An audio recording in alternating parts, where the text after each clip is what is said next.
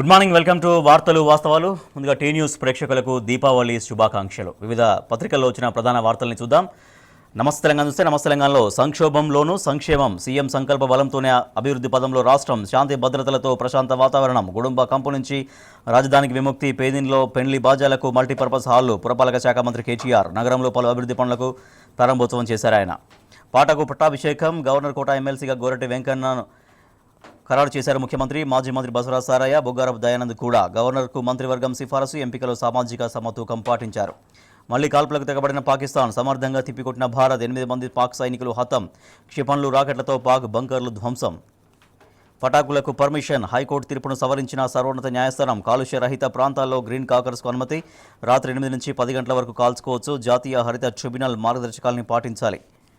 సన్నాలకు మద్దతు కన్నా ఎక్కువ ఇస్తాం, అధిక రేటు చెల్లించడానికి కేసీఆర్ సర్కారు రెడీ, కేంద్రం మోకాలు అడ్డకుండా ఆపగలవా, కిషన్ రెడ్డికి మంత్రి నిరంజన్ రెడ్డి సవాల్. వడ్ల కొనుగోలుకు కేంద్రం ఆంక్షలపై ఆయన ఆగ్రహం వ్యక్తం చేశారు. ఈనాడు పాకిస్తాన్ స్థావరాలపై రాకెట్ల వర్షం, విచక్షణ రహితంగా కాల్పులకు తెగబడిన పొరుగు దేశానికి చావు దెబ్బ, శతఘ్నులు క్షిపణులతో ధీటుగా బదిలించిన భారత దళాల క్షిపణి దాడులు ధ్వంసమైన పాకిస్తాన్ సైనిక బంకర్. గోరటికి ఎమ్మెల్సీ, బసవరాజ్ సారయ్య, బొగ్గారపు దయానందలకు కూడా అవకాశం. హైదరాబాద్లో మరో 3 చోట్ల మినహా బాణసంచా నిషేధం ఐచ్ఛికమే, ఎన్జీటీ ఉత్తర్వుల్ని అనుసరించాలి. తెలంగాణలో టపాసుల వినియోగంపై సుప్రీంకోర్టు స్పష్టీకరణ. సాదా బైనామాల క్రమబద్ధీకరణకు అత్యవసర ఆదేశాలు, వ్యవసాయేతర ఆస్తుల నమోదుకు అనుమతులు, ఉద్యోగ నియామకాలకు ఆమోదం, రాష్ట్ర మంత్రిమండలి నిర్ణయాలు, వీటిపై నేరుగా ఉత్తర్వుల జారీకి అవకాశం. గ్రేటర్ ఎన్నికల్లో మంత్రులు కీలక పాత్ర పోషించాలని ముఖ్యమంత్రి కేసీఆర్ సూచించారు. సాక్షి, సన్నాలపై దర్జన భర్జన, క్వింటాల్కు 150 బోనస్ ఇచ్చేందుకు రాష్ట్ర ప్రభుత్వం సిద్ధంగా ఉన్న కేంద్రం మోకాలడ్డుతోందన్న మంత్రులు. అందువల్లే బోనస్ చెల్లింపు సాధ్యం కావడం లేదని కేబినెట్ అభిప్రాయం. గవర్నర్ కోట ఖరారు, ఎమ్మెల్సీ స్థానాలకు 3 పేర్లు ఎంపిక చేసిన మంత్రిమండలి. గోరటి వెంకన్న, బసవరాజు సారయ్య, దయానంద్ పేర్ల సిఫారసు. పాక్ దుస్సాహసం, భారత భద్రతా బలగాలు పౌరుల లక్ష్యంగా కాశ్మీర్లో కాల్పులు, 11 మంది మృతి, మృతుల్లో బీఎస్ఎఫ్ ఎస్ఐ, 4 జవాన్లు, 6 పౌరులు. గట్టిగా తిప్పికొట్టిన భారత్, క్షిపణులు రాకెట్లతో ఎదురు దాడి. గ్రీన్ క్రాకర్స్కు ఓకే, రాష్ట్రంలో తక్కువ కాలుష్య టపాసుల వినియోగానికి ఆంక్షలతో సుప్రీంకోర్టు అనుమతి. మన తెలంగాణ, అభివృద్ధి చేస్తున్నాం, ఆశీర్వదించండి. హైదరాబాద్లో సంక్షేమం, అంతర్జాతీయ జీవన ప్రమాణాలు కల్పించడమే లక్ష్యం. వరదల్లో సర్వం కోల్పోయిన వారిని అన్ని విధాలా ఆదుకుంటున్నాం. సనత్ నగర్ నియోజకవర్గంలో పలు అభివృద్ధి పనులకు మంత్రి కేటీఆర్ ప్రారంభోత్సవం చేశారు. పాటకు పట్టం, ఎమ్మెల్సీగా ప్రజాకవి గోరటి వెంకన్న. పెద్దల సభకు మాజీ మంత్రి, రజక సంఘం జాతీయ నేత బసవరాజ్ సారయ్య, ఆర్యవైశ్య నేత బొగ్గారపు దయానంద్ గుప్తా ఎంపిక. టీఎస్టీడీసీ చైర్మన్గా ఉప్పల శ్రీనివాస్ గుప్తాను నియమించారు ముఖ్యమంత్రి. ఆంధ్రప్రభ, పండగ తర్వాత గ్రేటర్ గ్రౌండ్కే, ప్రజాక్షేత్రంలోకి దూసుకెళ్లండి, 100 సీట్లు గెలవాల్సిందే. గ్రేటర్ ఎన్నికలపై కెప్టెన్ కేటీఆర్, ప్రతి ఒక్కరికి వరద సాయం అందేలా చూడండి, బీజేపీ ప్రభావం ఏమీ లేదు అంటూ కేబినెట్ భేటీలో మంత్రులకు సీఎం కేసీఆర్ దిశానిర్దేశం. గ్రేటర్ ఎన్నికలకు చకచక తుది ఓటర్ల జాబితా విడుదల, పోలింగ్ కేంద్రాల ముసాయిదా రిలీజ్. సాదా బైనామాలకు ఆర్డినెన్స్, హైకోర్టు అభ్యంతరాల నేపథ్యంలో ఆర్ఓఆర్ చట్టానికి మంత్రివర్గం ఆమోదం, న్యాయ చిక్కులు లేకుండా పటిష్ట చర్యలు. పర్యాటక అభివృద్ధి సంస్థ చైర్మన్గా ఉప్పల శ్రీనివాస్ గుప్తా, వైశ్య నేతకు సీఎం కేసీఆర్ ప్రాధాన్యం. ముఖ్యమంత్రి ఆదేశాలతో తక్షణ ఉత్తర్వులు, 2 ఏళ్ల పాటు పదవిలో కొనసాగనున్న గుప్తా. దెబ్బకు దెబ్బ, ఎల్ఓసీ వెంట పాక్ కాల్పులు, దాయాది బంకర్ కూల్చిన భారత్. పాటకు పట్టం, విధేయతకు ఛాన్స్, సామాజిక అవకాశం. గోరటి వెంకన్న, బసవరాజ్ సారయ్య, బొగ్గారపు దయానంద్ గుప్తాలను ముగ్గురు ఎమ్మెల్సీలుగా ముఖ్యమంత్రి కేసీఆర్ ఆమోదం, 3 క్యాబినెట్ ఆమోదం తెలిపింది. గవర్నర్కు ప్రతిపాదనలు. Telangana today, supreme court allows green Deepavali in state, grants 2-hour window for bursting crackers as Hyderabad is under moderate category of population. 8 Pak soldiers killed as India returns fire.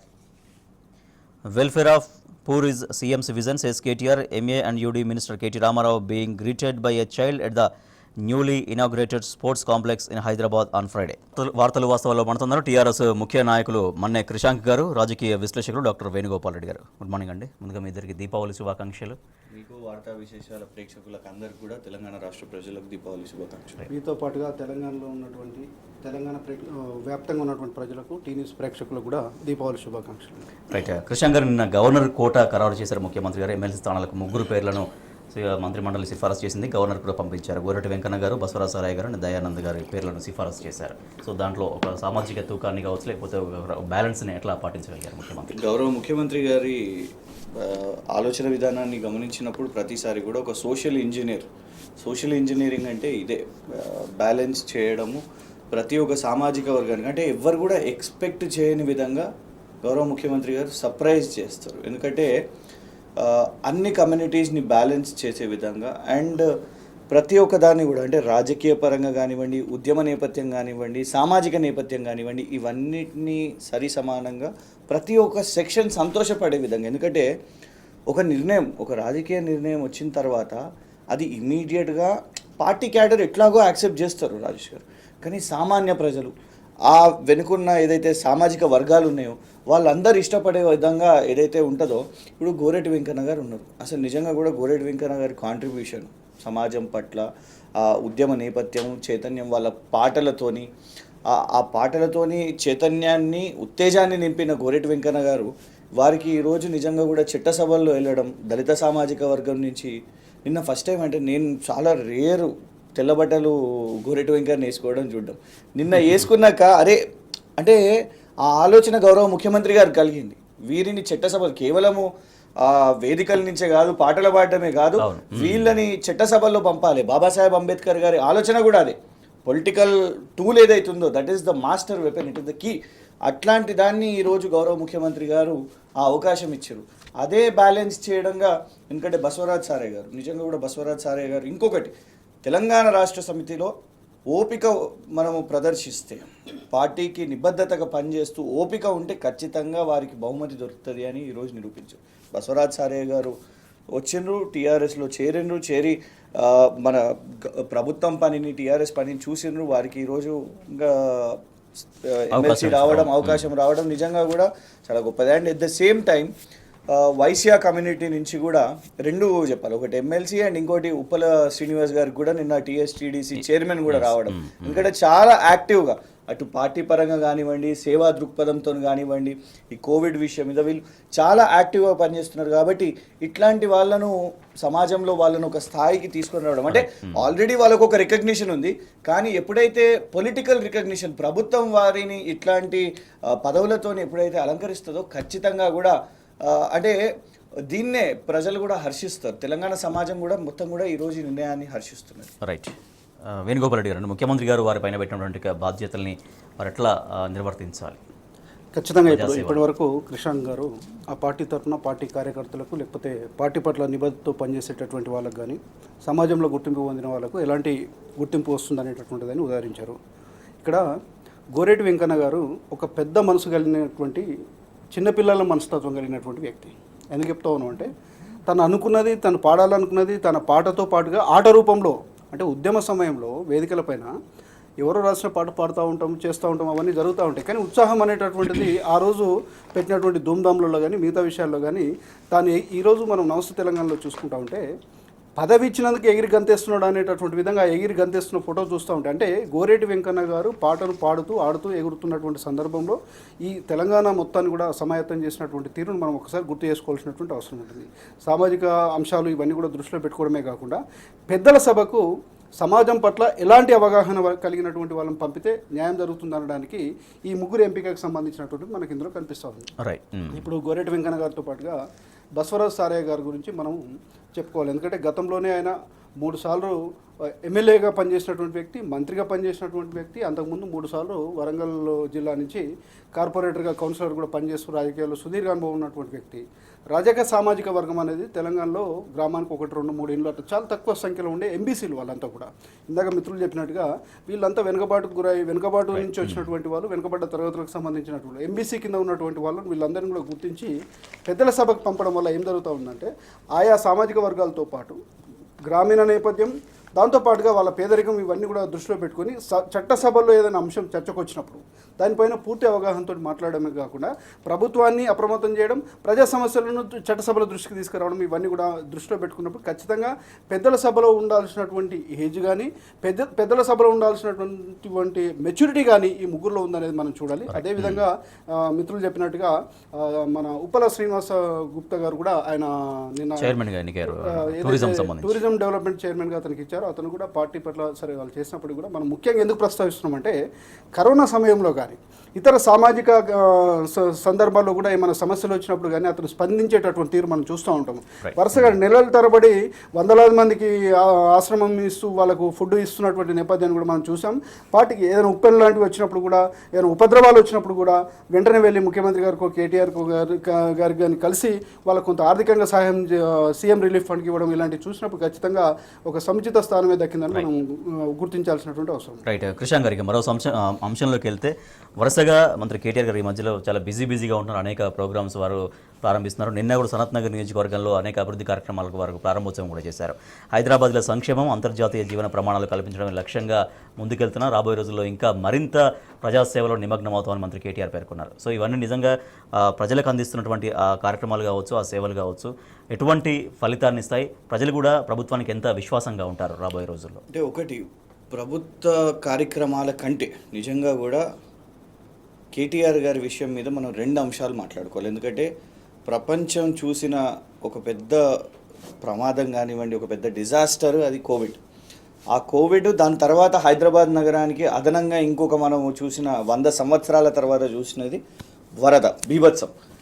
ఈ రెండిట్లో కూడా ఎవరిని అడిగినా, చిన్న పిల్లవాడి నుంచి పెద్ద సీనియర్స్ని మనం అడిగినా కూడా ఈ కోవిడ్ సమయంలో మరియు ఈ వరద బీభత్సంలో ఏ నాయకుడు అందరికంటే ఎక్కువ తిరిగిండు, ప్రజల్లోకి వెళ్ళిండు, ప్రజల్లో ధైర్యాన్ని నింపిండు?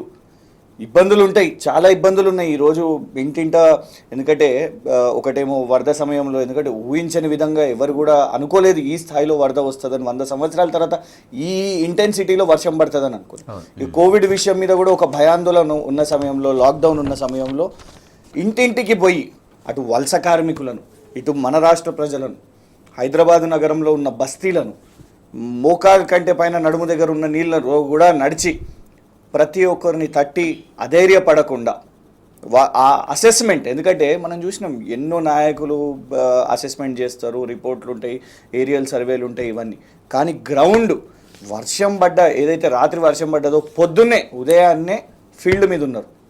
ఆ వారం రోజులు కూడా తిరిగి ఈరోజు ఏ స్థాయిలో అయితే ఈరోజు మొత్తం ఆ గ్రౌండ్ అసెస్మెంట్ చేస్తున్నారో, దాన్ని ఆ సమస్యలకు పరిష్కారం కనుగొనాలనే ఈరోజు అట్లాంటి బేసిస్గా ఈరోజు మున్సిపల్ వర్క్ కానివ్వండి, ప్రభుత్వ వర్క్ కానివ్వండి, అది రిఫ్లెక్ట్ అవుతుంది. ఈరోజు ఏ బస్తీలో దవాఖానా ఉన్నారో వాళ్ళకి తెలుసు. ఎందుకంటే బస్తీ దవాఖానా ఈరోజు, నిన్న బస్తీ దవాఖానా ఓపెన్ చేశారు. ఈరోజు తెలంగాణ ప్రభుత్వం హైదరాబాదు నగరంలో బస్తీ దవాఖానాల్లో నిజంగా కూడా, అంటే పెద్ద పెద్ద ఆసుపత్రులు పోకుండా ఫస్ట్ ఇమీడియట్గా మనం ఈ బస్తీ దవాఖానాకి వెళ్ళి దాదాపు ఒక 56 ఏదైతే రోగాలు ఉన్నాయో ఆ లిస్టు కూడా ఉన్నది. దేశంలో ఎటువంటి రాష్ట్ర ప్రభుత్వం చేపట్టినట్టు విధంగా, ఎందుకంటే ఢిల్లీలో కూడా ఒక మొహల్లా క్లినిక్స్ అని ఉన్నాయి, దానికంటే ఎక్కువ నంబర్ క్లియర్గా కూడా 56 నంబరు ఏదైతే డిజీజెస్ ఉన్నాయో, ఆ 56 డిజీజెస్ ఉన్నాయో అవి చికిత్స చేసే విధంగా లోకల్లో అక్కడ బస్తీ దవాఖానాస్ కానివ్వండి, స్పోర్ట్స్ కాంప్లెక్సెస్. ఈరోజు ప్రతి నియోజకవర్గంలో చూస్తే, నిన్న మారేడుపల్లిలో, మా దగ్గర కంటోన్మెంట్లో మారేడుపల్లిలో ఒక స్పోర్ట్స్ కాంప్లెక్స్, అంటే క్రీడాకారులకు కూడా అవకాశం వచ్చే విధంగా వాళ్ళకు ప్రోత్సాహాన్ని ఇస్తూ. సో ఈరోజు అండ్ అంతేకాకుండా గతంలో పేదవాళ్లకు అసలు నిజంగా ఒక ఫంక్షన్ హాల్లో పెళ్లి చేసుకోవాలంటే రాజేష్ గారు లక్షల రూపాయలు, ఈ గార్డెన్స్, ఫంక్షన్ హాల్ ప్రభుత్వమే ఈరోజు ఫంక్షన్ హాల్లు కట్టించేసి, ఎక్కడైతే జాగాలు ఉన్నాయో అక్కడ ఫంక్షన్ హాల్స్ కట్టి పేదవాళ్లకు వాళ్ళే ఉచితంగా అక్కడ ఫంక్షన్స్ చేసుకునే విధంగా, ఏదైతే చిన్న అమౌంట్ ఒక 2-3 వేలు 4 వేలు అట్లా పెట్టేస్తే దానికి అది మెయింటెనెన్స్కి అక్కడనే అది అయ్యే విధంగా. సో ఇట్లాంటి కార్యక్రమాలను చేపడుతున్నారు. రోడ్ల నిర్మాణాలు జరుగుతున్నాయి. గ్రౌండ్ మీద ఉన్న నాయకుడు ఈరోజు కేటీఆర్ గారు. అదేవిధంగా ఈరోజు ప్రభుత్వాలు పని చేపడుతున్నారు. రైట్, చిన్న బ్రేక్ తీసుకుందాం. బ్రేక్ తర్వాత వార్తలు వాస్తవాలు కంటిన్యూ అవుతుంది. చూస్తూనే ఉండండి టీ న్యూస్.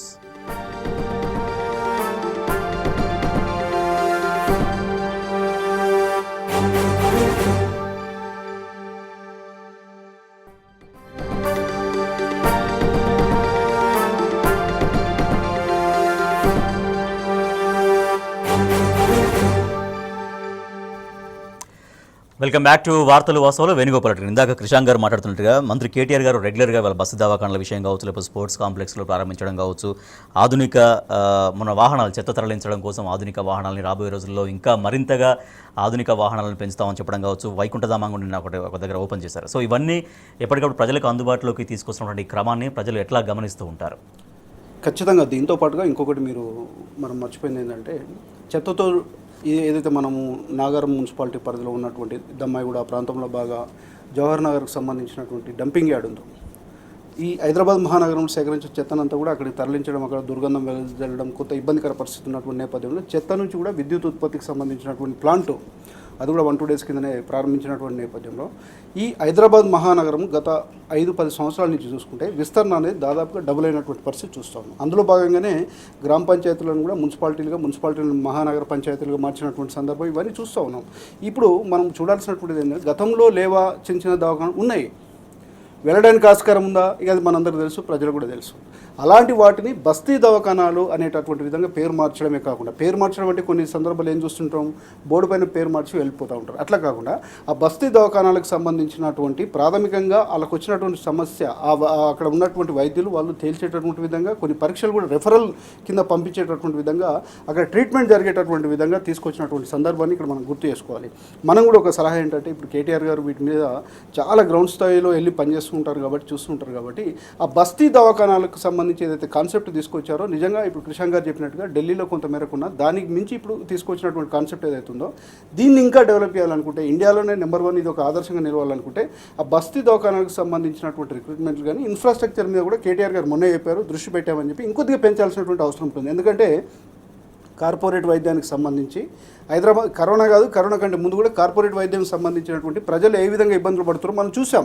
వాటికి ప్రజలు గురి కాకుండా, అంటే ఇబ్బంది పడకుండా ఉండాలనే బస్తీ దవాఖానాలు అనేటటువంటి కాన్సెప్ట్. కాబట్టి ప్రభుత్వం తీసుకున్నటువంటి ఈ కాన్సెప్ట్ మనం స్వాగతిస్తూనే వాళ్ళకు ఎంతో దృష్టిలో ఉంటే తప్ప దీన్ని ప్రారంభించిన దాన్ని ఇంకొద్దిగా డెప్త్గా వెళ్ళి చూసుకుంటే కనుక ఖచ్చితంగా ఈ కార్పొరేట్ వైద్యశాలలకు సంబంధించి కానీ పెద్ద ఆసుపత్రి అనేటటువంటి మర్చిపోయి ఇప్పుడు గాంధీ, ఉస్మానియా, నీలోఫర్ లేకపోతే ఇక్కడ నీమ్స్ లాంటి వాటిపైన కూడా ప్రెజర్ తగ్గుతుంది. ప్రెజర్ తగ్గినప్పుడు ఏమైపోతుంది అంటే ఓన్లీ సీరియస్ ఈ బస్తీ దవాఖాన నుంచి రెఫర్ చేస్తేనే మేము తీసుకుంటామనే పరిస్థితికి రావాలి. మనం ఏమంటున్నాం అంటే ప్రతి వాళ్ళు గాంధీకి వెళ్ళి 1000 మంది అక్కడికి వెళ్తే ఎవరికి వాళ్ళకు వైద్య చికిత్సలు చేయాలన్న ఇబ్బంది ఉంటుంది.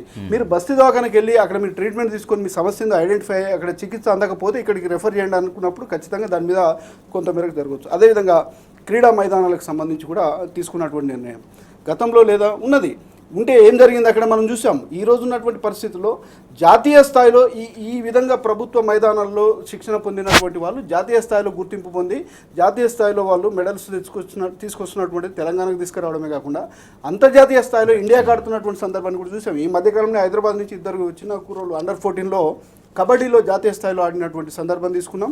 అక్కడ వాళ్ళు ఖైరతాబాద్కి సంబంధించినటువంటి ఒక అబ్బాయి కూడా అక్కడి నుంచి సెలెక్ట్ అయినట్టు. అతను ఎక్కడ శిక్షణ పొందాడు, ఎక్కడ ఏం జరిగిందంటే ఈ విధంగా ప్రభుత్వ క్రీడా మైదానాల్లో శిక్షణ పొందడం, అక్కడ ఆడుకుంటూ ఉండడం వల్ల జరిగినటువంటి పరిస్థితి. ఇంకొకటి కీలకమైనటువంటిది ఇందాక మిత్రులు కూడా చెప్పారు, మల్టీపర్పస్ ఫంక్షనల్స్ అనేటటువంటివి. ఈరోజు వైద్యశాలకు పోతే ఎంత ఇబ్బంది అవుతుందో, ఒక తన కూతురికి పేదవాళ్ళు పెళ్లి చేయాలనుకుంటే కూతురు అనేది ఎందుకు ప్రస్తావిస్తున్నామంటే భారం వాళ్ళపైన ఉంటుంది, ఎక్కువ మేరకు అమ్మాయి తల్లిదండ్రులపైన భారం ఉంటుంది. కాబట్టి ఆ పెళ్లికి సంబంధించినటువంటి సరంజామా, వాళ్ళకి సంబంధించినటువంటి పెట్టడానికి అవసరమైనటువంటి సామాన్లు, ఇతర అంశాలు ఎంత ఉంటాయో ఫంక్షన్ హాల్ కూడా అంతకు మించి భారంగా మారుతున్నటువంటి పరిస్థితి చూస్తూ ఉన్నాం. మిత్రులు చెప్పారు 4-5 వేలు కాదు 10,000 కట్టుకునైనా సరే మెయింటెనెన్స్, విద్యుత్ సంబంధించినటువంటి బిల్లు అవన్నీ కట్టుకున్నా కానీ వాళ్ళకి చాలా మేరకు సహకరించినట్టు అవుతుంది. ఈ రోజుల్లో హైదరాబాద్ మహానగరంలో 1,00,000-2 లక్షల ఫంక్షన్ హాల్ అనేది దాటిపోయిందండి.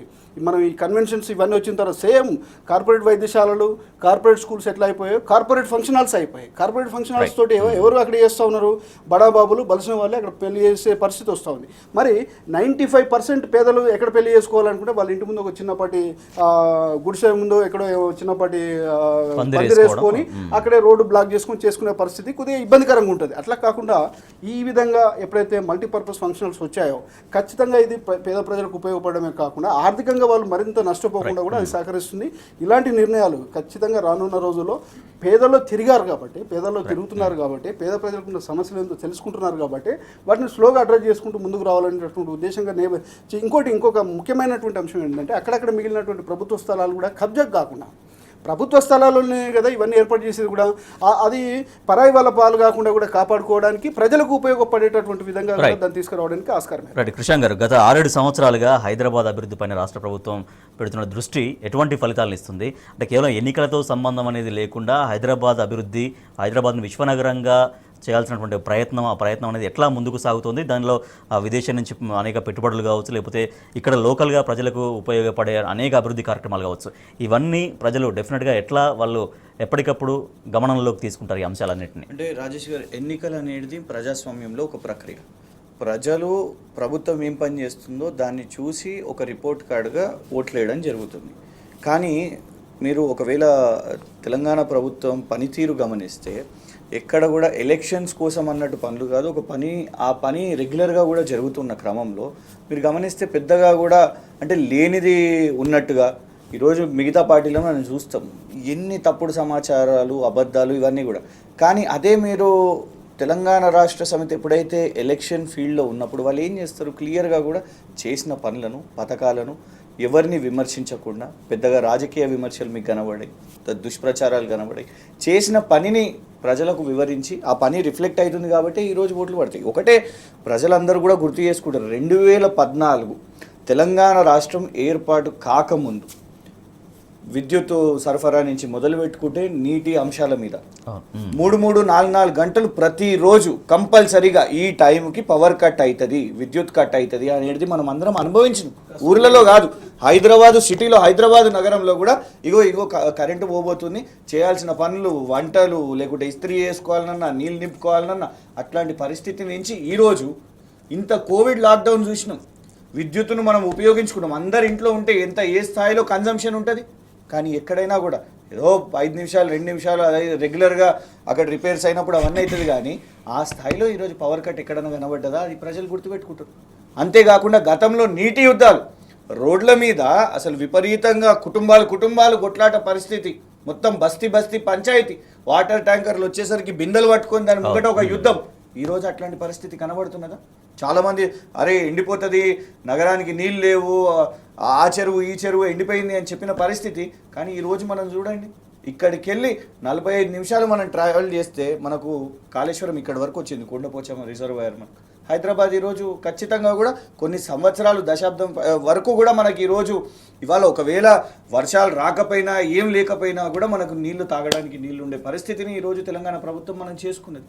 ఇక పోగా పెట్టుబడులు మీరు గమనించండి, నిజంగా కూడా ఒక స్టేట్ పాలసీస్ తీసుకొని వచ్చి ఈజీగా పర్మిషన్స్ ఇచ్చి అట్లాంటి ఒక మార్కెట్ కారిడార్ని మనం క్రియేట్ చేస్తే అప్పుడే కదా పెట్టుబడులు వస్తాయి. అరే మొన్న అమెజాన్ వెబ్ సర్వీసెస్, అమెజాన్ వాళ్ళు 1 సంవత్సరం ముందు వాళ్ళ పెద్ద largest campus, second largest campus US తర్వాత పెద్ద క్యాంపస్ ఉందంటే అది హైదరాబాద్లో, అవుట్ సైడ్ యుఎస్. ఈరోజు ఇక్కడ మళ్ళా దాని తర్వాత అది సరిపోక మళ్ళా మొన్న అమెజాన్ వెబ్ సర్వీసెస్ హైయెస్ట్ వాళ్ళ మనకు తెలంగాణలో ఇప్పటి వరకు లేనటువంటి పెట్టుబడిని వాళ్ళు తీసుకొని వచ్చారు. దేశంలో అతిపెద్ద ఈ ఫర్నిచర్స్ ఇవన్నీ ఐక్యా సంస్థ, అది ఇక్కడనే వచ్చి పెట్టిన వాళ్ళు.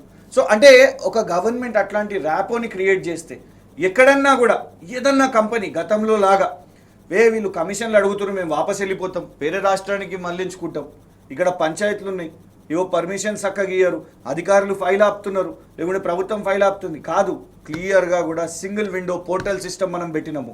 అదేవిధంగా బిల్డింగ్స్ పర్మిషన్ కానివ్వండి, ఈరోజు టీఎస్బీ పాస్ తీసుకొని వచ్చినాం. ఏ స్థాయిలో ఈరోజు ట్యాక్స్ రెగ్యులేషన్స్ కానివ్వండి, రూపాయి కట్టుకొని ఇమీడియట్గా రిజిస్ట్రేషన్స్, ఇమీడియట్గా మీరు పర్మిషన్ పెట్టండి, ఆన్లైన్ మొత్తం కూడా ట్రాన్స్పరెంట్గా ఉన్నది. ఎక్కడ కూడా ఆ స్థాయిలో మీకు అంటే ఈ మున్సిపల్ శాఖలో కూడా మనకు కనబడుతున్నది క్లియర్గా కూడా ఎక్కడ పెద్దగా అవినీతి కనబడకుండా అట్లాంటి ప్రెషర్. ఎందుకంటే ట్రాన్స్పరెంట్గా మీరు అట్లాంటి పోర్టల్స్ పెట్టినప్పుడు డైరెక్ట్గా మంత్రి గారు ట్విట్టర్లో, వాట్సాప్లో ఇవన్నిట్లో అవైలబుల్ ఉంటే క్లియర్గా ఏ ఇబ్బంది ఉన్నా కూడా వారు మెసేజ్ పెట్టేస్తున్నారు. అంత రెస్పాన్సివ్గా ఈరోజు హైదరాబాద్ నగరాన్ని నిర్మాణం చేసుకుంటున్నాం. అంటే కేవలము పెట్టుబడులు ఇవన్నీ కాదు, కింది స్థాయిలో కూడా ఎన్ని అంటే అండర్ పాస్లు, ఫ్లైఓవర్లు, కనెక్టింగ్ రోడ్స్, లింక్ రోడ్స్ ఇవన్నీ కూడా నిర్మాణం చేసుకుంటాం. అంటే ఒక 5-6 ఇయర్స్లో గతంలో 10 సంవత్సరాలు పనిచేసిన ప్రభుత్వాలు ఉన్నాయి. మనం ముందు పనిచేసిన ప్రభుత్వం ఉమ్మడి ఆంధ్రప్రదేశ్లో కాంగ్రెస్ వాళ్ళు 10 సంవత్సరాలు చేశారు. దానికంటే ముందున్న తెలుగుదేశం వాళ్ళు ఒక 9.5 సంవత్సరాలు వాళ్ళు పనిచేశారు. కానీ అదే 5 సంవత్సరాల్లో ఏ స్థాయిలో మార్పులు తీసుకొని వచ్చినాం. మనం నీళ్లు తెచ్చుకున్నాం, విద్యుత్ తెచ్చుకున్నాం, మళ్ళీ ఇక్కడ ఉన్న సోషల్ వెల్ఫేర్ స్కూల్స్, అరే గౌలిగూడ, దూద్బౌలి, వాళ్ళు ఐఐటికి వాళ్ళు పోతున్నారు ఇక్కడికి వెళ్ళి. ప్రభుత్వ విద్యా సంస్థల్లో సోషల్ వెల్ఫేర్ సంక్షేమ సంస్థల్లో నుంచి వాళ్ళు ఐఐటికి వందల స్థాయిలో విద్యార్థులు పోతున్నారు. సో ఖచ్చితంగా కూడా అర్బన్ పార్క్స్, ఓపెన్ స్పేస్, ఎందుకంటే నగరం ఆల్రెడీ మొన్న ఎయిర్ క్వాలిటీలో కేంద్ర ప్రభుత్వం రిలీజ్ చేసిన ఎయిర్ క్వాలిటీలో మన నగర స్థాయి జనాభా విస్తీరణ ఇవన్నీ కూడా ముంబై, ఢిల్లీ సమానంగా అయింది. కానీ ఎయిర్ క్వాలిటీలో ఇంకా బ్రహ్మాండంగా కూడా మనము Hyderabad comparative to major cities ఎక్కడ కూడా దరిదాపు పొల్యూషన్ సిటీస్లో మనం లేము. ఎందుకంటే హరితహారం లాంటి కార్యక్రమాలు, మొక్కలు నాటే లాంటి కార్యక్రమాలు. లాస్ట్ ఒకటే ఎంత జాగ్రత్త పడుతుంది ప్రభుత్వం అని అంటే, ఎందుకంటే రెస్పాన్సిబిలిటీ ప్రజల్లో కూడా ఉండాలి. కాబట్టి మనం గతంలో చూసినాం డెంగ్యూ ఇవన్నీ కూడా పెరిగి ఉండే. ఈ సంవత్సరం డెంగ్యూ ఎందుకు మొత్తం డిప్ అయిపోయింది?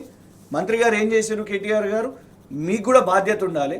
ప్రతి ఆదివారం 10 నిమిషాలు ఒక 10 గంటలకు మీరు సాఫ్ చేసుకోండి ఇల్లు. అక్కడ ఉన్న నీళ్లు కానివ్వండి, ఇవన్నీ కానివ్వండి, ఏదైతే చెత్త ఉన్నదో దాన్ని మీరే సాఫ్ చేసుకోవాలి. అంటే కేవలం ప్రభుత్వం పనిచేయడమే కాదు, ప్రజలను కూడా అందులో మమేకం చేయడం. ఖచ్చితంగా హైదరాబాద్ నగరం ఈ రోజు ముందుకు పోతుంది. వేణుగోపాల్ రెడ్డి గారు, గతంలో పాలించినటువంటి వాళ్ళు కానీ వాళ్ళని మనం తప్పు పట్టే దానికంటే కూడా వాళ్ళు ఎన్ని సంవత్సరాలు పాలిస్తే ఎంత ఇన్ఫ్రాస్ట్రక్చర్ డెవలప్ చేశారు, మౌలిక వసతుల కల్పన ఎంత జరిగింది. టీఆర్ఎస్ అధికారంలోకి వచ్చి తెలంగాణ రాష్ట్రం ఆవిర్భవించిన తర్వాత వచ్చినటువంటి ప్రభుత్వం ఈ 6-7 సంవత్సరాల్లో ఎంత మేరకు మౌలిక వసతులు కల్పించింది అనేది మనం చూడాలి. ఇప్పుడు కరోనా సమయాన్ని మిత్రులు కృషాంక్ గారు గుర్తు చేశారు. విద్యుత్ సరఫరాకు సంబంధించినటువంటిది కానీ, ఆధునికీకరణకు సంబంధించినటువంటిది కానీ, పాత వైర్లు, స్తంభాలు ఎక్కడెక్కడ వాటన్నిటి కూడా అండర్ గ్రౌండ్ కేబులింగ్ చేసుకుంటూ వాటన్నిటి కూడా మరమ్మతులు చేశారు. వాటన్నిటికి మించి ఇప్పుడు ఎంతమంది కరోనా సమయంలో బయటకు వచ్చి సిటీలో తిరిగారో లేదో తెలియదు, కానీ ఏదో రోడ్లు, గుంతలు ఇవన్నీ ఇంత పెద్ద వర్షాలు వచ్చినప్పుడు కామన్గా వస్తూనే ఉంటాయి. వాటికి ఖచ్చితంగా ప్రభుత్వం బాధ్యతగా వాటిని పూడ్చాలి, కొత్త రోడ్లు వేయాలి, వేరే విషయం. గతంలో లేనటువంటి కనెక్టివిటీ రోడ్లను, కనెక్టింగ్ రోడ్లను, ప్యారలల్ రోడ్లను హైదరాబాద్లో ఎంత మేరకు డెవలప్ చేసింది అనేది కూడా చూడాలి మనం. ఇప్పుడు చాలామందికి తెలియదు, పంజాగుట్ట దగ్గర ఉన్నటువంటి ఈ నాగార్జున సర్కిల్ చట్నీస్ దగ్గర ఆ శ్మశాన వాటికలో 2 వైపులు ఉండడం వల్ల జరిగే ఇబ్బంది మనందరూ తెలుసు. వన్ మంత్ 10 డేస్లో అంటే దాదాపు 40-45 డేస్లో కంప్లీట్ ఉక్కు బ్రిడ్జిని వేసేసి కరోనా తర్వాత ఏమైనా వెహికల్స్ వస్తే ఈ బ్రిడ్జ్ ఎప్పుడు కట్టిరో కూడా తెలియనటువంటి పరిస్థితికి తీసుకొచ్చారు. అంటే అదొకటి ఒక బ్రిడ్జ్ గురించే కాదు మనం చెప్పేది. Banjara hills, Jubilee hills, Ameerpet ఏరియాలో ఇతర అవుటర్ జిహెచ్ఎంసీ పరిధిలో కూడా కనెక్టింగ్ రోడ్లు అనేటటువంటివి రోడ్లు ఎప్పటికి కూడా ఆక్యుపై అయినటువంటి పరిస్థితి నుంచి మొత్తం కూడా వెడల్పు చేసినటువంటి పరిస్థితి చూస్తాం. ఇందాక మిత్రులు చెప్పారు అండర్ పాస్, ఓవర్ బ్రిడ్జ్లకు సంబంధించినటువంటిది. గతంలో సికింద్రాబాద్ నుంచి ఎల్బీ నగర్ పోవడానికి పట్టే సమయం ఎంత, ఈరోజు సికింద్రాబాద్ నుంచి ఓవైసీ హాస్పిటల్కి పోయేటట్టు అక్కడికి వెళ్ళేసరికి పట్టే టైం ఎంత, అదేవిధంగా కాటేదానికి వెళ్ళడానికి పట్టేటటువంటి టైం ఎంత మనం చూస్తూ ఉంటే, తుక్కు కూడా అవుటర్ రింగ్ రోడ్ వరకు సికింద్రాబాద్ నుంచి వెళ్ళడానికి 2 గంటలు పట్టేటటువంటి పరిస్థితి ఉండేది సిటీలో. ఈరోజు 20 నిమిషాలు, 25 నిమిషాలు, 40 నిమిషాల లోపు నువ్వు ఇక్కడ కార్నర్ నుంచి అక్కడ కార్నర్కి హైదరాబాద్ చేరడానికి ఫ్లైఓవర్లు కానీ, అండర్ ఓవర్ బ్రిడ్జెస్ కానీ, ఇంకా నిర్మాణంలో ఉన్నటువంటి మౌలిక వసతుల కల్పన అనేది ఇందాక మిత్రులు చెప్పినట్టుగా ఎన్నికలు వస్తున్నాయి కాబట్టి గతంలో చూసాం మనం. ఎలక్షన్స్ వస్తున్నాయంటే వందల సంఖ్యలో శిలాపలకాలు వేసుకుంటూ వెళ్ళేటటువంటి వాళ్ళు మళ్ళీ ఎలక్షన్లు వచ్చినప్పుడు జనాలు నిలదీసేవాళ్ళు. ఇక్కడ శిలాపలకాల కోసం, ఎన్నికల కోసం కాకుండా అభివృద్ధి అనేది ఖచ్చితంగా ఫేజ్ మేనర్లో జరగాలి. ప్రజలకు ఏ మేరకు ఎంత మేరకు అవసరము, మౌలిక వసతుల కల్పన కల్పిస్తూ ఉంటే వాటిని ఏ మేరకు ఉపయోగించుకుంటూ ఉన్నారు, ప్రజలకు ఏ మేరకు దాని యొక్క ఇండెక్స్ పెరుగుతూ వస్తుంది, వాళ్ళ జీవన ప్రమాణాలు పెరుగుతూ వస్తుంది అనేది కూడా చూడాల్సినటువంటి అవసరం ఉంటుంది. మౌలిక వసతుల కల్పనలో ఖచ్చితంగా తెలంగాణ ప్రభుత్వం తీసుకుంటున్నటువంటి నిర్ణయాన్ని స్వాగతిద్దాం. ముందు ప్రజల అవసరాల కోసం మరింత పనిచేయాలని కోరుకుంటున్నాం. వడ్ల కొనుగోలుకు కేంద్రం ఆంక్షలపైన మంత్రి నిరంజన్ రెడ్డి గారు, వ్యవసాయ శాఖ మంత్రి గారు ఆగ్రహం వ్యక్తం చేశారు. అధిక రేటు చెల్లించడానికి సన్నాలకు మద్దతు కన్నా ఎక్కువ ఇస్తాం, అధిక రేటు చెల్లించేందుకు ప్రభుత్వం సిద్ధంగా ఉంది, కేంద్రం మోకాలడ్డకుండా అడ్డుకోగలరా అంటూ కేంద్ర మంత్రి కిషన్ రెడ్డి గారిని ఆయన ప్రశ్నించారు. గోబెల్స్ వాళ్ళ డాడీ భారతీయ జనతా పార్టీ, వాళ్ళ నాయకులు అట్లనే మాట్లాడుతున్నారు. ఎందుకంటే commission for agricultural costs and prices అని కేంద్ర ప్రభుత్వం సంస్థ కమిషన్ ఉన్నది. వాళ్ళు ఫుడ్ కార్పొరేషన్ ఆఫ్ ఇండియాకు నివేదిక ఇస్తారు రాజేష్ గారు. ప్రతి సంవత్సరం ఎంత ధర నిర్ణయించాలి, ఎంఎస్పి నిర్ణయించాలి అనేది వాళ్ళు ఇచ్చే ప్రైస్ బట్టి ఉంటుంది. మన దేశంలో ఒకటి ఏంటిది అంటే రాష్ట్ర ప్రభుత్వాలు పాపం నిజంగానే కీలుబొమ్మలుగా మారినాయి. రిమోట్ అంతా ఢిల్లీ దగ్గర ఉంటుంది, కేంద్రం దగ్గర ఉంటుంది. మనను మళ్ళీ బద్నాం చేస్తారు. ఇక్కడ రైతులకు కోపం అంతా ఎవరి మీద, రాష్ట్ర ప్రభుత్వాల మీద, ముఖ్యమంత్రుల మీద, మీరే ఇట్లా చేస్తున్నారు అనేసి. అయితే నిర్ణయించేది ఎవరు? నామకే వాస్తే స్టేట్ లిస్ట్లో అగ్రికల్చర్ ఉంది, కానీ నిర్ణయించేది మొత్తం కూడా కేంద్ర ప్రభుత్వం. ఎంఎస్పి ఎంత ఇవ్వాలి అనేది ఈరోజు ఎందుకు ఇస్తలేరు, ఎంఎస్పి ఎందుకు ఇస్తలేరు, ఎందుకు పెంచుతలేరు అని ఈరోజు భారతీయ జనతా పార్టీ ఎంపీలు కిషన్ రెడ్డి గారు కానివ్వండి, బండి సంజయ్, అరవింద్, వీళ్ళందరూ కూడా మీరు పెంచండి 2500, ఇంక్లూడింగ్ కాంగ్రెస్ వాళ్ళు కూడా 2500 పెంచండి అని అంటున్నారు. కానీ ఇదే వీళ్ళు ఎందుకు పోయి కేంద్ర ప్రభుత్వాన్ని అడుగుతలేరు? Commission for agricultural cost and prices వాళ్ళు 1800 రూపాయలు సన్నవడ్లకు ఇవ్వండి అనేసి వాళ్ళు ఫుడ్ కార్పొరేషన్ ఆఫ్ ఇండియాకి ఇచ్చారు. ఇది కాక food corporation of India and కేంద్ర ప్రభుత్వం వాళ్ళు తీసుకున్న MOUలో భాగంగా DCP and non DCP states, ఈ డీసెంట్రలైజ్డ్ స్టేట్స్లో వీళ్ళకి ఏమని ఇచ్చిండ్రు అని అంటే, మీరు ఒకవేళ ఎక్కువగా కొనుగోలు చేయాలన్నా కూడా లేదు, మీరు ఎక్కువ MSP ఇవ్వాలనంటే అది మా బాధ్యత కాదు, మీ ఇష్టము, మేము ఇయ్యలేము, మేము చెయ్యము, అది ఒక పూలింగు, అట్లా ఇవ్వద్దు అని అదొక కిట్కు పెట్టి ఆ MOUలో మొన్న రీసెంట్గా పార్లమెంటు సెషన్లు ఎందుకు చెప్తున్నాం ఈరోజు కేంద్రం ఆటంకం వేసింది అంటే, మొన్న కేంద్ర ప్రభుత్వం పార్లమెంట్లో ఏమని సమాధానం చెప్పిందంటే, మీరు ఒకవేళ సన్నవడ్ల విషయం మీద ఎక్కువ MSP తీసుకోవాలంటే food corporation of India and కేంద్ర ప్రభుత్వం అప్రూవల్ అనే పదం స్పష్టంగా కూడా ఆ పార్లమెంట్, ఈరోజు మేము బీజేపీ వాళ్ళకి సవాల్ ఇస్తున్నాం. ముఖ్యమంత్రి గారు ఆల్రెడీ చెప్పారు, ఒక్క భారతీయ జనతా పార్టీ నాయకుడు కూడా మాట్లాడడానికి సిద్ధంగా లేడు. మేము ఆల్రెడీ సోషల్ మీడియాలో పెడుతున్నాం రాజేష్ గారు, డాక్యుమెంట్ పబ్లిక్ డొమైన్లో ఉంది, అప్రూవల్ ఏదైతుందో కేంద్ర ప్రభుత్వం ఇవ్వాలి అని చెప్తున్నారు. సో ఖచ్చితంగా ఈరోజు భారతీయ జనతా పార్టీ వాళ్ళు గోబెల్స్ థియరింగ్ చేస్తున్నారు. ఇంకొకటి ఇవే కాదు, ఇందులో ఇంకొక అడిషనల్ ఇంపార్టెంట్ కంక్లూడింగ్, నిన్న కేంద్ర హోంశాఖ, ఎందుకంటే కిషన్ రెడ్డి గారు ఉన్నారు కదా, ఆయన పెద్ద ఫెయిలియర్ తెలంగాణ రాష్ట్రానికి. నిజంగా కూడా తెలంగాణకు న్యాయం చేయలేని వ్యక్తి ఆయన కేంద్ర హోంశాఖలో ఉండడం వేస్ట్. నిన్న వరద సహాయం కోసం అడిషనల్గా కేంద్ర హోంశాఖ వాళ్ళు 4,300 పైన కోట్లు 6 రాష్ట్రాలకు రిలీజ్ చేసిరు రాజేష్ గారు. తెలంగాణ రాష్ట్రం పేరు అందులో లేదు. అంతేకాదు అందులో లాస్ట్ పారాలో ఆ డాక్యుమెంట్లు ఏమని ఉందంటే, ఈ 6 రాష్ట్రాలు ఇప్పటి వరకు కూడా నివేదిక ఇవ్వలేదు, నివేదిక ఇవ్వకుండానే వాళ్ళకి వచ్చింది, తెలంగాణకి ఇప్పటి వరకు చిల్లిగవ్వ రాలేదు. రైట్, కంక్లూడింగ్ వేణుగోపాల్ రెడ్డి, సమయం చాలా తక్కువగా ఉంది, 2 minutes. రాజేష్ గారు, ఇప్పుడు అంత పెద్ద కరోనా వచ్చి ప్రపంచాన్ని మహమ్మారిలా వణికించిన సమయంలో కూడా కరువు సీమగా పేరుగాంచినటువంటి, లేకపోతే తెలంగాణలో కరువు ప్రాంతం ఏదైనా ఉందంటే మహబూబ్ నగర్కు సంబంధించినటువంటి మనం చూసాం. మహబూబ్ నగర్ నుంచి ఏ మేరకు ఎగుమతులు జరిగాయో, దేశానికి అవసరమైనటువంటి ఆహార ఉత్పత్తులను ఏ మేరకు అందించారో మనం చూసాం. ఇప్పుడు మిత్రులు చెప్పారు, సన్నాలకు సంబంధించి వీటికి కనీస మద్దతు ధర 1888 రూపాయలకు మించి ₹1 అదనంగా ఇచ్చినా సరే మేము కొనుగోలు చేయము అని చెప్పి FCI, అది కేంద్ర ప్రభుత్వానికి సంబంధం ఉందా లేదా, కేంద్ర ప్రభుత్వం ఇవ్వమన్నదా ఇవ్వద్దన్నదా, FCI వాళ్ళు అత్యుత్సాహంతో ఇచ్చారా పక్కన పెడితే అది తెలిసాలి, ప్రభుత్వం చెప్పాలి. 1888 రూపాయలకు ₹1 అదనంగా ఇచ్చినా మేము కొనుగోలు చేయము, చెల్లించము అని చెప్పింది వాస్తవమా కాదా ఒకటి. రెండవది, 18 లక్షల టన్నులు మాత్రమే మేము కొనుగోలు చేస్తాము అనేటటువంటిది కూడా ఇది వాస్తవమా కాదు. మరి ఇక్కడ పండినటువంటిది మీరు కొనుగోలు చేయము అంటే ఎక్కడికి పోవాలి? మరి దీని దృష్టిలో పెట్టుకోవాలి, ఏం వేయాలి ఏం వేయదు, ఏది అధికంగా వేయాలి ఏది అధికంగా వేయకూడదు అనేది ప్రభుత్వం ఒక మార్గనిర్దేశం చేసి వాళ్ళకు నియంతృత్వ సాగు విధానం అనేటటువంటి తీసుకొచ్చినప్పుడు దాని మీద కూడా కొంత అసత్య ప్రచారం జరుగుతున్నటువంటి నేపథ్యం. మరి నియంతృత్వ ఇప్పుడు ఇక్కడ